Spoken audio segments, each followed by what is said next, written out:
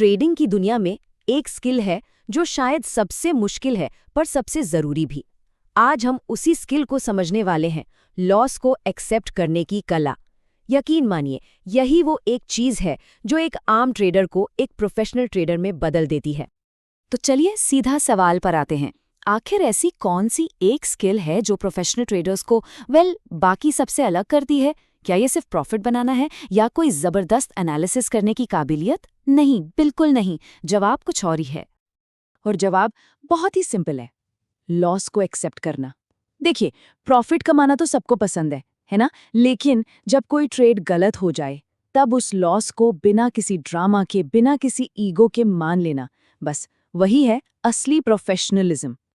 इसका सीधा सा मतलब है अपने ईगो को, अपने अहंकार को मार्केट के सामने झुका देना।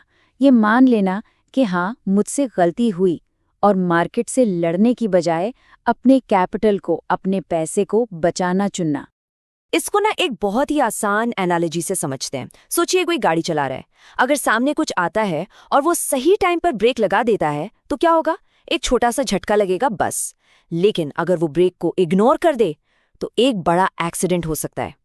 ट्रेडिंग में स्टॉप लॉस बिल्कुल वही ब्रेक है। लॉस को एक्सेप्ट करना मतलब सही टाइम पर ब्रेक दबाकर एक छोटे से झटके के साथ सेफ निकल जाना।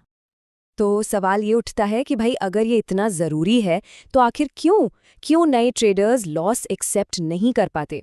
असल में इसके पीछे ना 3 बड़े साइकोलॉजिकल ट्रैप्स हैं। चलिए एक एक करके इन्हें समझते हैं।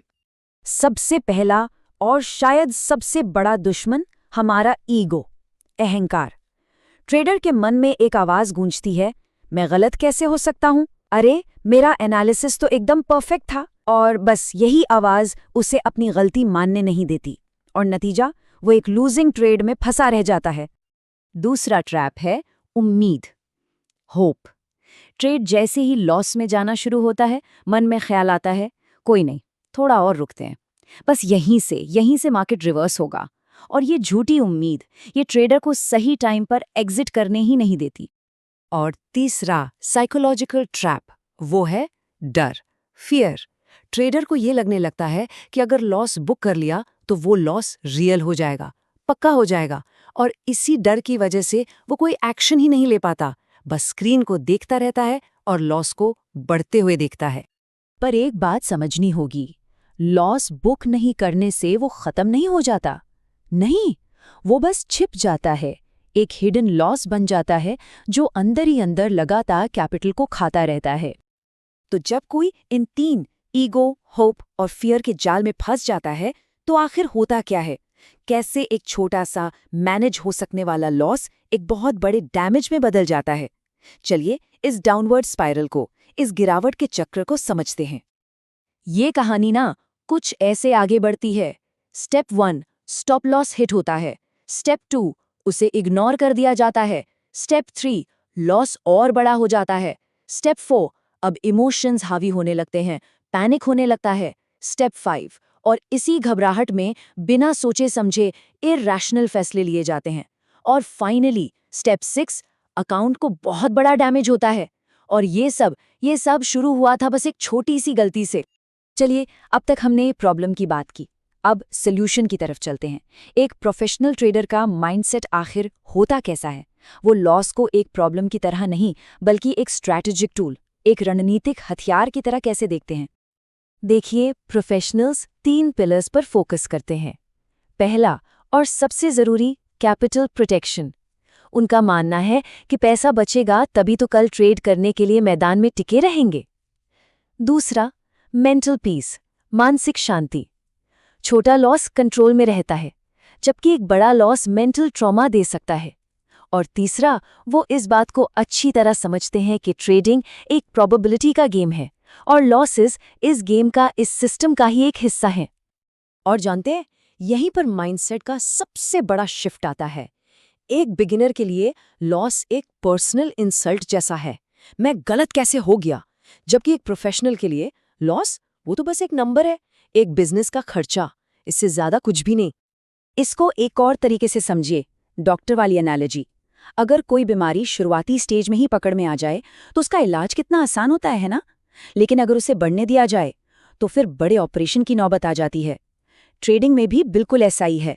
छोटा लॉस वो एक अर्ली स्टेज बीमारी है जिसे संभालना आसान है, और बड़ा लॉस वो एक लेट स्टेज बीमारी है जिसके लिए फिर एक बड़ा ऑपरेशन ही करना पड़ता है। चलिए, अब तक जो कुछ भी हमने समझा है उसे एक छोटे से क्विज से टेस्ट करते हैं। सिचुएशन ये है, एक ट्रेड लॉस में जा रहा है, तो बताइए एक प्रोफेशनल का मूव क्या होगा? यहाँ 3 ऑप्शंस हैं। ऑप्शन ए, लूजिंग पोजीशन को एवरेज डाउन करना, मतलब और पैसा लगाना।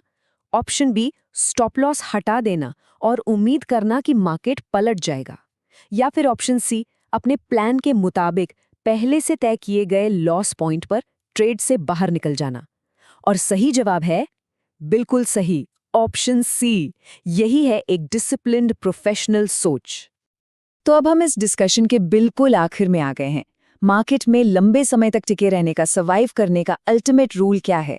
वो कौन सी एक बात है जिसे हमेशा हमेशा याद रखना है? ये हैं वो की टेकअवेज जिन्हें गांठ बांध लेना है। पहला, लॉस दुश्मन नहीं, बिजनेस की फीस है। दूसरा, स्टॉप लॉस एक सेफ्टी बेल्ट है। तीसरा, ईगो दुनिया का सबसे महंगा इंडिकेटर है। और चौथा, छोटा लॉस मार्केट में सर्वाइव करने की, जिंदा रहने की कीमत है।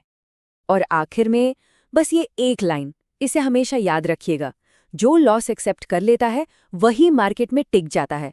देखिए, प्रॉफिट बनाने की रेस में तो हर कोई दौड़ रहा है, लेकिन इस मैराथन में टिकते वही हैं जो लॉस को मैनेज करना सीख जाते हैं।